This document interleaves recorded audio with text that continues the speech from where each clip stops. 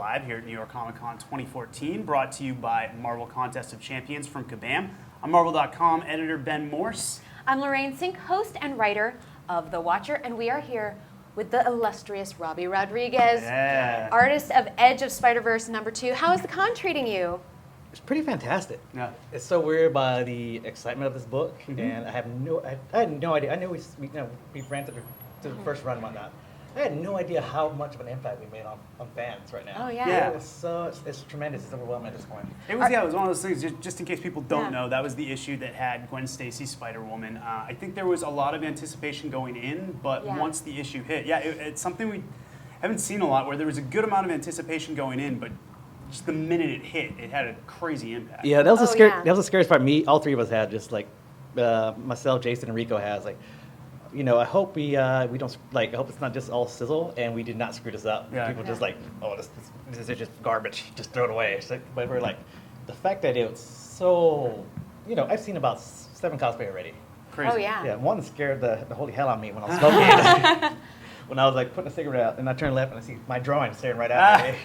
It was so surreal at that point. I had no idea what reality I was in at that point. Yeah. That was actually one of the first things. As soon as I saw that image of the band, I was like, where are the girls? Yeah. I need all of my girlfriends so that we can cosplay this right now. Yeah, I'm looking for that. I'm looking for like a full-on Mary Jane's band, pretty much, at this point. Now, are people spotting you because you are very electric right now?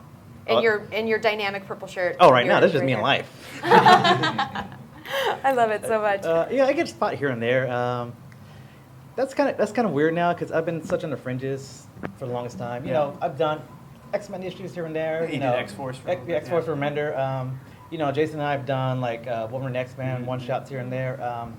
But the fact something like this has happened, it's like someone recognized me. It's like someone like, oh, you're Robbi Rodriguez. I'm like, yeah, do I owe you money? What's wrong? I have no idea. It's so surreal to me. I have no idea how to take that at this point. How collaborative was the creation of Gwen Stacy, Spider-Woman? Like, you and Jason obviously have worked together before. You've worked together a little bit, and this whole Spider-Verse thing, coming up with the new characters. Yeah. I know some ideas were thrown out by editorial, some by the creators. Where did this version of Gwen Stacy come from? Well, this is what made the issue so easy. Me and Jason have been friends for at least about 12 years before this.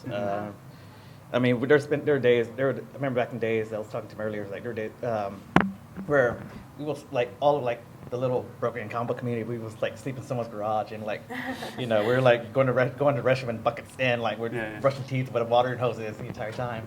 So we've had that connection with each other. So it's much easier where Jason would be like, oh man, I got this crazy idea. I'm gonna do this. I'm gonna do this. I'm gonna do that. And all of a sudden.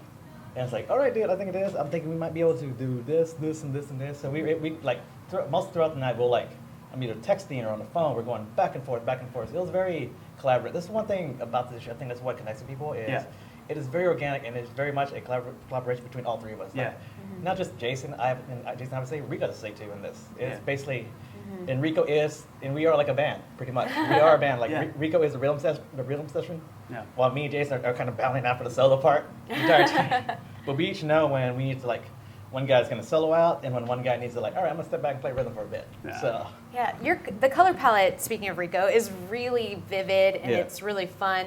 Did you guys collaborate on sort of what you wanted it to feel like color-wise? I don't know if you can tell. Like, me and Rico have the same aesthetic. color aesthetic, essentially. So, there's certain things like, there'll be one scene where, especially the scene on the page where Gwen's on the rooftop about to dial the phone. Spoilers if you never read the book. Yeah. I know, you should read it, by the way. You should. It's so great. I know, it's hard to find right now. Yeah. I'll make specific little cuts for him. But for the most part, I like Rico, like, just go at it. I trust you. Just go at it. Just go crazy. And that's the best part. Like, that's the best part of this. Like, again, part of the collaborative nature of this thing is we all trust each other. We know each other's talents. So there's a case where we can, like, just throw the baton at each other. Like, just go crazy right now. That's so ideal. I keep looking down at the screen because we do have a lot of questions coming in for Robbi. If you guys want to ask questions, you can use the hashtag MarvelNYCC. A person, one of my favorite Twitter names, asked, what was it like drawing something as special as Spider-Verse? It was,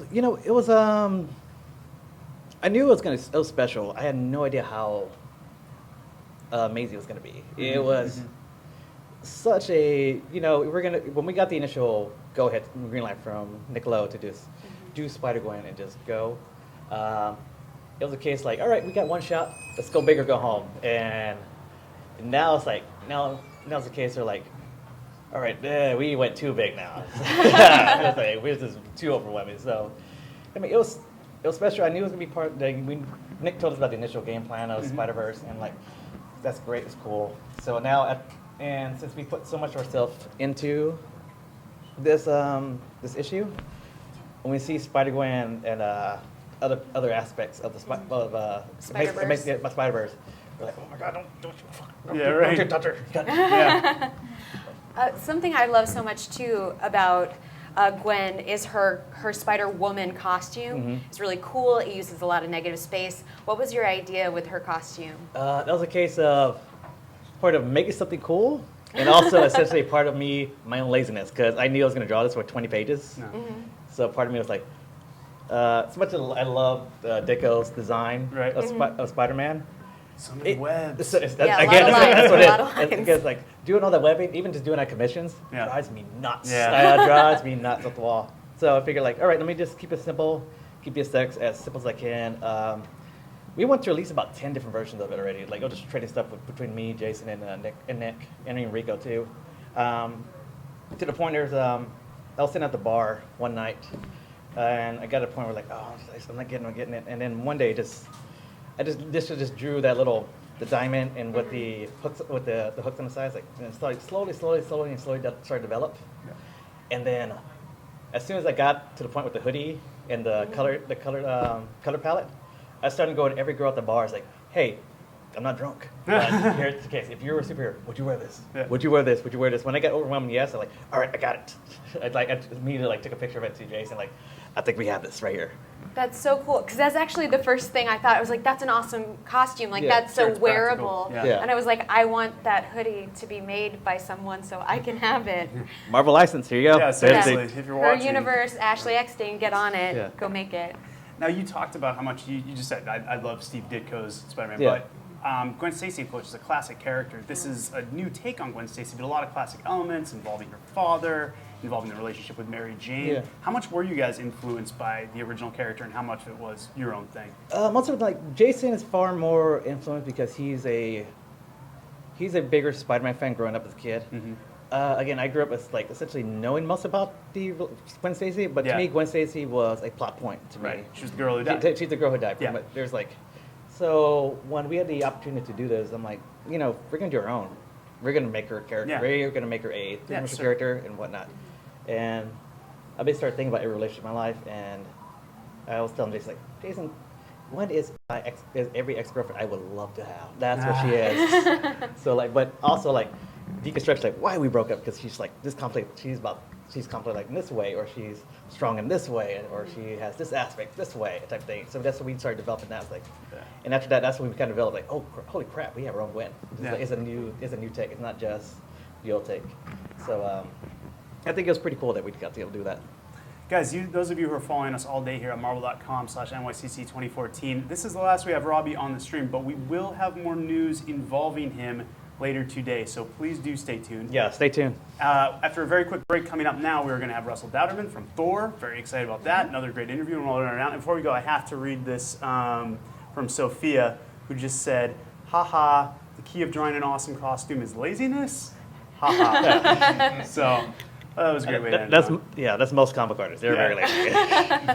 Where can people find you online? Online, you can find me on Twitter at Robbi Rodriguez. You can find my Instagram stream, or you can find the entire production art of Spider-Gwen on there.